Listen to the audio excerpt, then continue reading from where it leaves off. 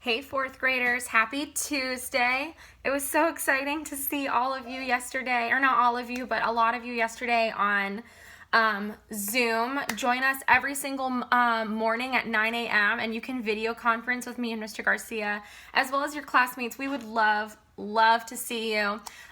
We are not posting the link on any social media, but we are posting it on you for on Edsby, as well as Class Dojo. And if you'd like us to text it to you, just let us know.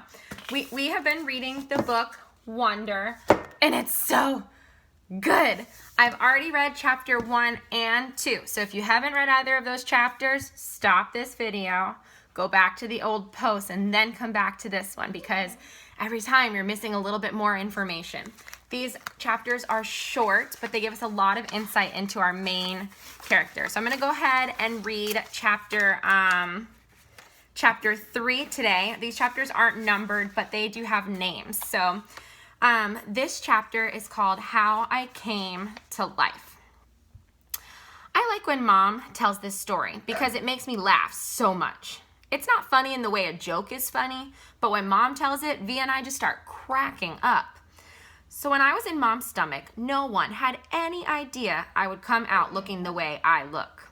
Mom had had Via 4 years before, and that had been such a walk in the park, Mom's expression, that there was no reason to run any special tests. About 2 months before I was born, the doctors realized there was something wrong with my face, but they didn't think it was going to be bad.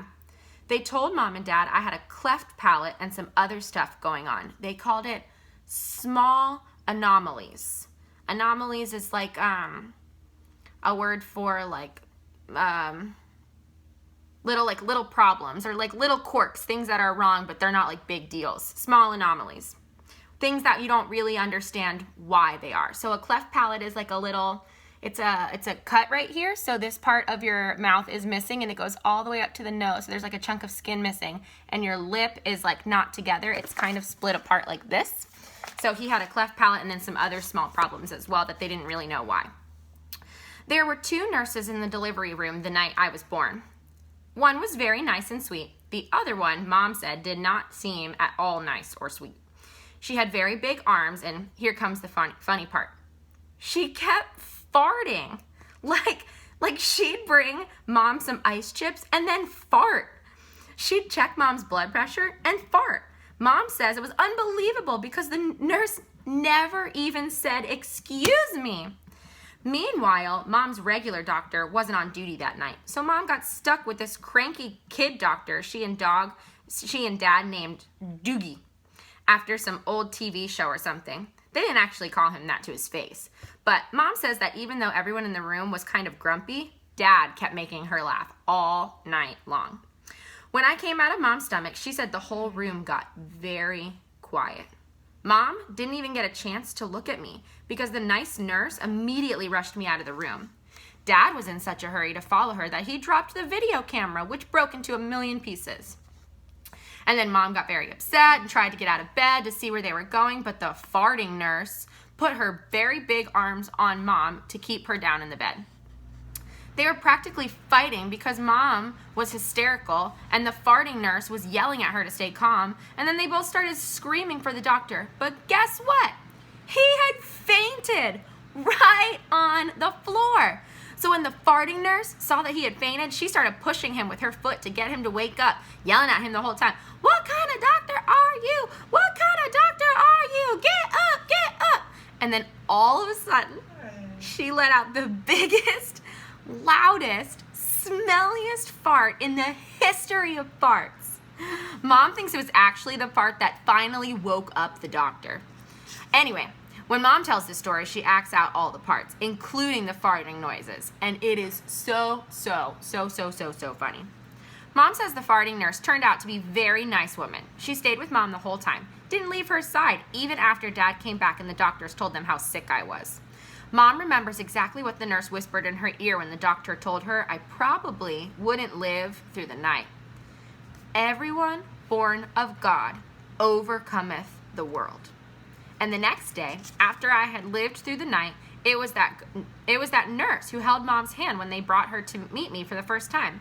Mom says by then they had told her all about me. She had been preparing herself for the seeing of me.